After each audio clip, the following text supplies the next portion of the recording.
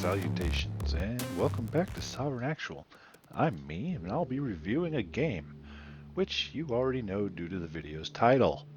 Let's do this. Fallout 3 is this week's showcase for revisiting the classics, and there's one very important reason I chose this over Fallout 1, and that's the simple fact that this game absolutely redefined the entire franchise. It wasn't just the much better 3D graphics or the fact that this was the first Fallout game since the franchise was purchased from Interplay Entertainment by Bethesda. It was the whole storytelling and exploring aspect of this game and the massive open world that made Fallout a huge title for Bethesda, where they used much of the same formula from their very successful Elder Scrolls Morrowind and Oblivion games. Fallout, for those of the uninitiated, is a game series focusing on the world after a massive nuclear apocalypse. And Fallout 3 has us traversing the dilapidated ruins of Washington, D.C. To this day, Fallout 3 is still fairly widely considered by gamers as the best Fallout entry, and I completely agree. In terms of the reception, Fallout 3 was a massive hit with the fans of the franchise, fans of Bethesda games, and really gamers in general. Various review websites gave it between 9 and 10 out of 10, and it absolutely is fantastic. Back when Game of the Year edition truly meant something, this game had that achievement. It earned it. And to quote Wikipedia, of all things, during the first week of publication, Fallout 3 beat all previous Fallout chapters' combined sales, making 50% stronger sales than the first week's performance of Bethesda's The Elder Scrolls Oblivion in 2006.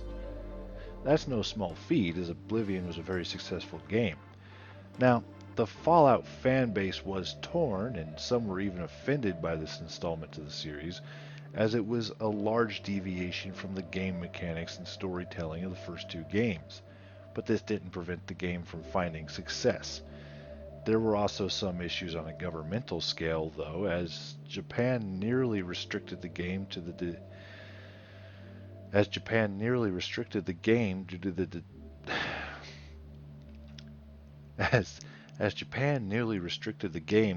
the depiction of a nuclear bomb detonating within a city, and the fact that the mini nuke launcher was called a Fat Man, which is unfortunately also the name of the bomb that landed on Nagasaki. This was rectified for Japan's markets, and with a rating of 4 adults only, by removing the NPC that allowed for the quest resulting in the bomb being detonated, and renaming the Fat Man to the Nuka Launcher. Honestly, that's fair. Fallout 3's game design was a huge undertaking, and there's no way it was done quickly. There's a lot of content within this game, a lot more than you receive in more modern games from other studios. Too many games focus on aesthetics rather than intrigue, at least in my opinion, and none of them come close to the storytelling of Fallout. The game world here is absolutely massive. Maybe not by current standards, but even still, it's not small, at roughly a 16 square mile map size. That may not seem large, but it's a world where everything is reached by foot, until fast travel is unlocked via reaching the map markers. It's a huge world. This is a post-nuclear war, post-apocalypse land full of desolate and dilapidated buildings, mutated everything, and small settlements throughout. It's both a very full world and a barren one, which means one thing: the world design is excellent. You can get a real feel for how this city handled a nuclear war and the turf battles of the survivors. And that's to say, it didn't handle it very well at all. From the urban areas to suburbia, this world is just decimated, but it feels real. You see familiar landmarks from the real Washington, D.C., and if you overlay the Fallout 3 map with the satellite map of DC, you can see it's fairly precise. And everywhere you go, there's stuff. People's stuff. Remnants of lives lived everywhere you go, or the remnants of the people that were there, with a clear idea of how they died or why they left. Sadly, there is a limited object library, meaning that you will encounter the exact same building multiple times. The same house with the same damage, the same bunker with the same interior. It's unavoidable in a large game world, but it can degrade the experience a smidge. As for characters, well, no, just no. There are far too many characters to list any of them individually. We are not doing that. Not going to happen. So instead, we'll cover the character interactions, which are one of the most in-depth dialogue systems I've ever seen in a game. And I've played a lot of games. Characters have a large library of dialogue, all professionally voiced, that you can interact with, or not interact with. You don't have to hear everything everyone has to say. Which it might be worthy of note, as Fallout 3 has somewhere in the area of 40,000 unique lines of dialogue. If we average that at, let's say, 3 seconds per spoken line, then we're looking at a continuous 33 straight hours of NPCs talking with the protagonist. That's pure insanity.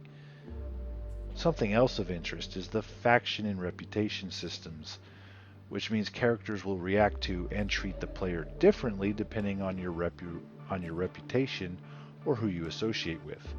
For example, if you associate with raiders, the more civilized populations of the wasteland will look at you like scum to be scraped off their boot.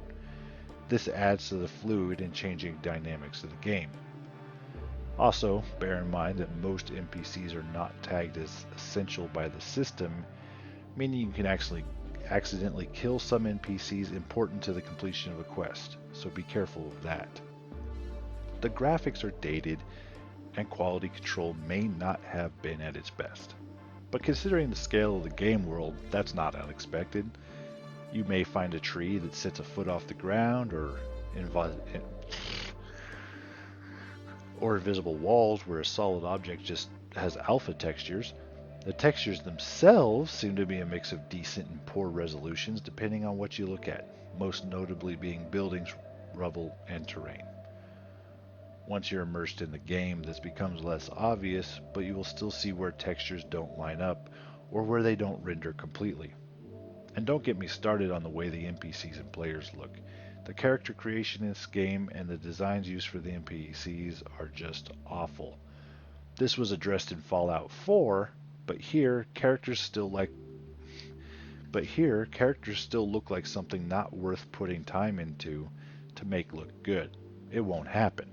As for other graphical things, gunfire, bullet impacts, lasers, explosions, and blood all look pretty good. Sometimes the gore is over the top, with heads exploding and eyeballs flying around, but it's not bad looking from a game design standpoint. And there's little variation to what you see. Everything looks gray.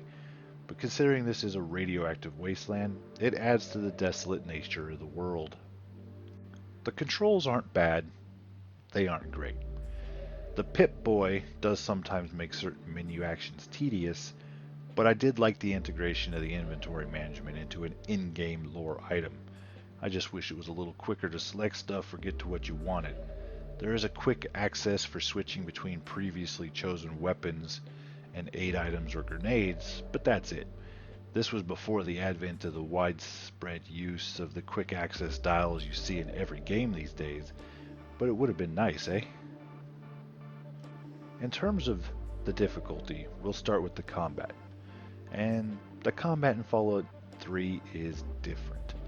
All guns have a ridiculous bullet spread, unless you have a scope, or you use VATS. Now, VATS stops time and makes it easy to target certain areas on an enemy.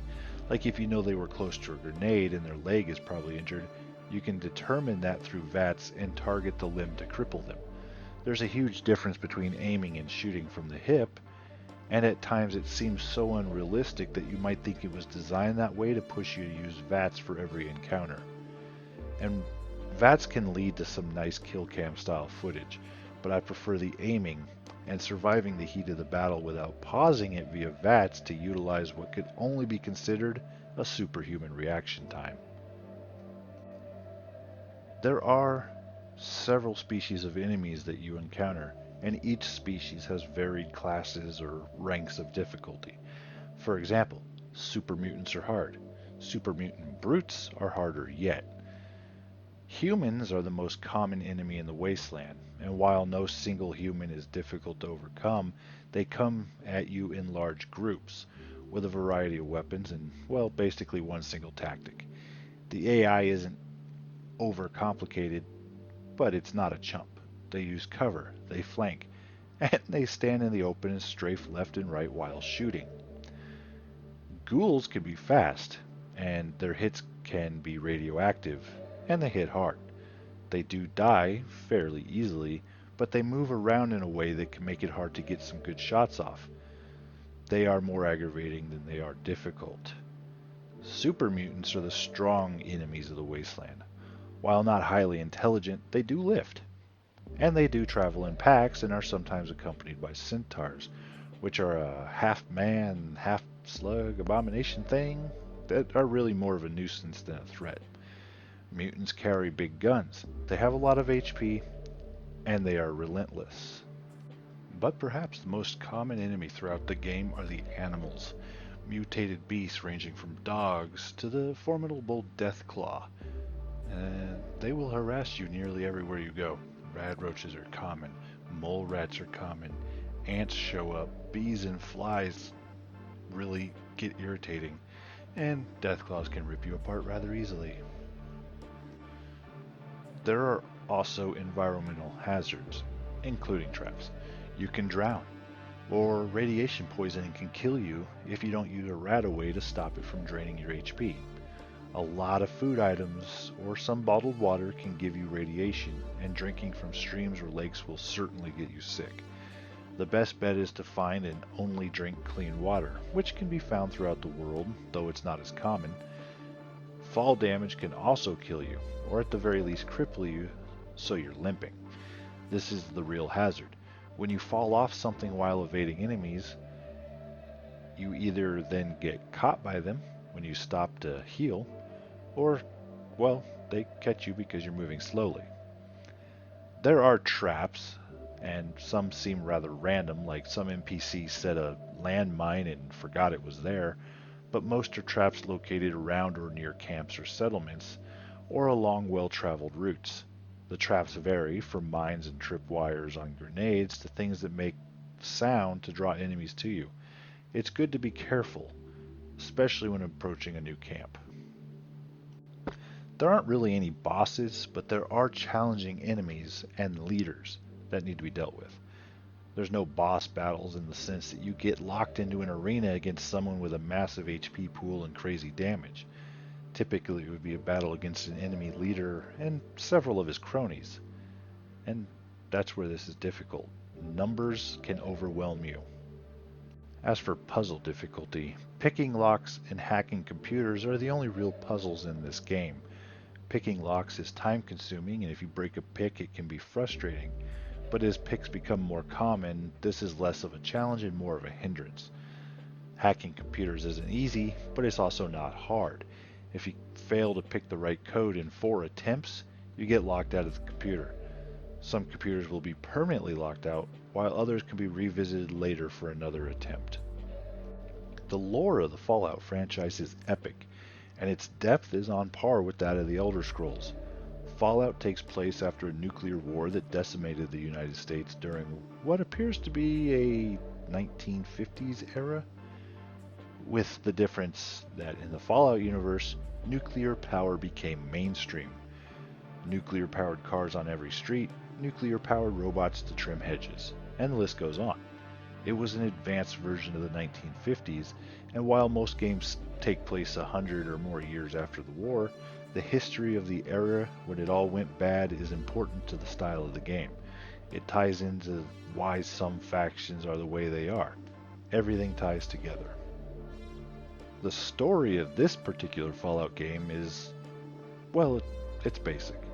Your father left the vault, and you decide to leave the vault to go find him. Conspiracies are uncovered, like, were you really born in the vault, as you were always led to believe? The basic story of you trying to find your father and figure out why he left the vault turns into a grand adventure through the wasteland of Washington, D.C., and leads to so many side stories that are, quite frankly, better than you looking for your father. that the side quests actually can overshadow the main quest. Once you do complete a significant portion of the hunt for your father, though, you may realize the quest is a lot bigger than you thought and can change the outcome for the entire DC wasteland. Now, the DLC, Broken Steel, gives more options during the ending of the game, which could lead to some interesting post-game content. Fallout 3 does not feature any form of multiplayer. I can't say that I wouldn't have enjoyed a form of two-player co-op, but I certainly don't feel that the lack of multiplayer hurt the game in any way. Perhaps the lack even helped the game solidify itself as a classic, because assets and budget weren't allocated to a PvP or co-op system. Fallout 3 has several good DLCs, all of which are included in the Game of the Year edition of Fallout. And for this video, we will mention each one individually.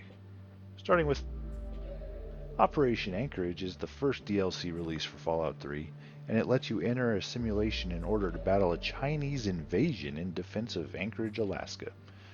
As someone from Alaska, I can tell you without any doubt that this DLC resembles absolutely nothing from the Anchorage area, not even close. But that's something that would only bother other Alaskans, maybe. Or maybe I'm just picky.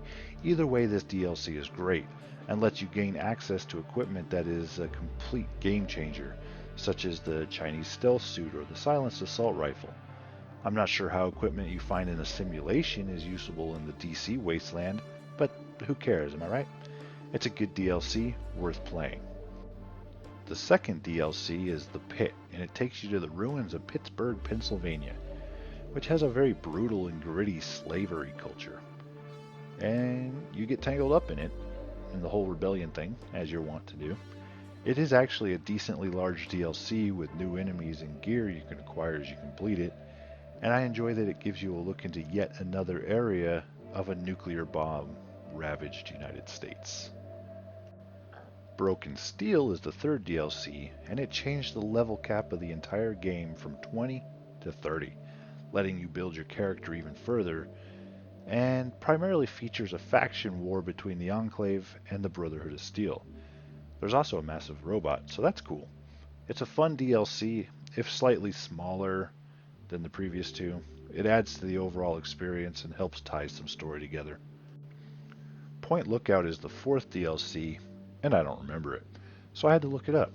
According to the fandom wiki, this adds a huge open-world swampland along the coast of Maryland, and is touted as the most adventurous and open-ended DLC yet.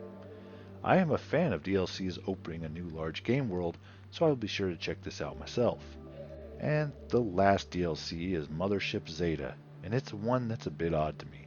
Like the DLC in New Vegas that took us to the moon, this one also takes us to space. Well, a spaceship.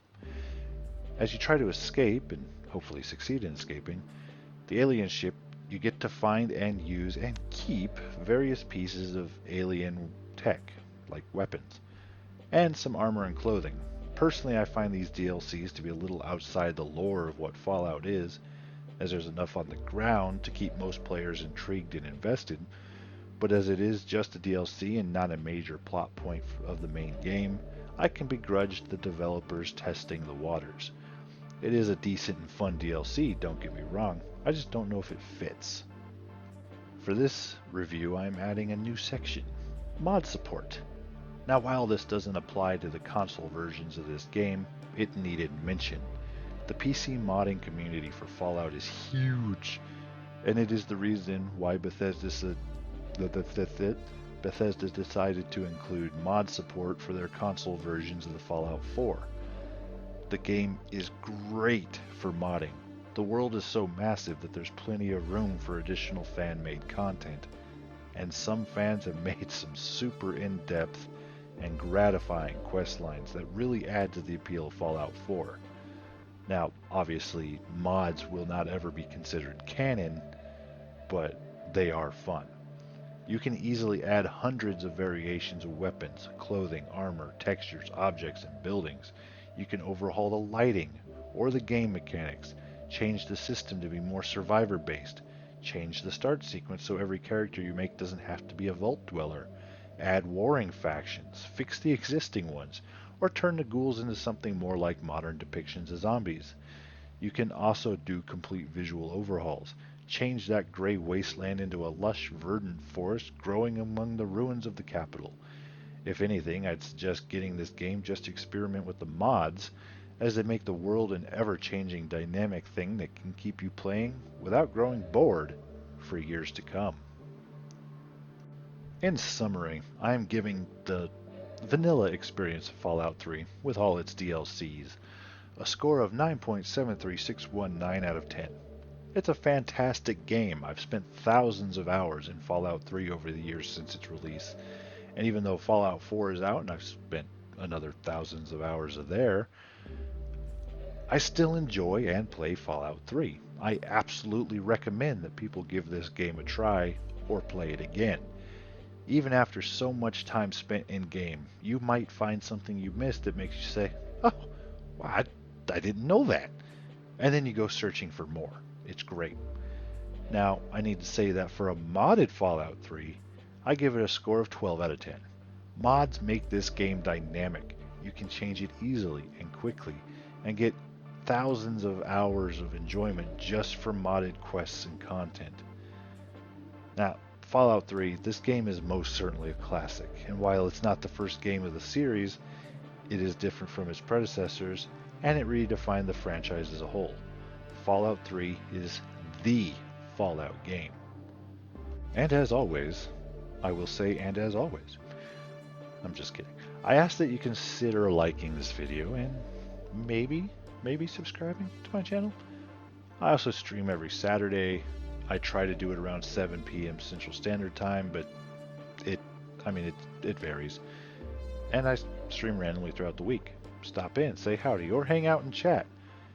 And I have a question for y'all. In 5 words, describe your thoughts on Fallout 3.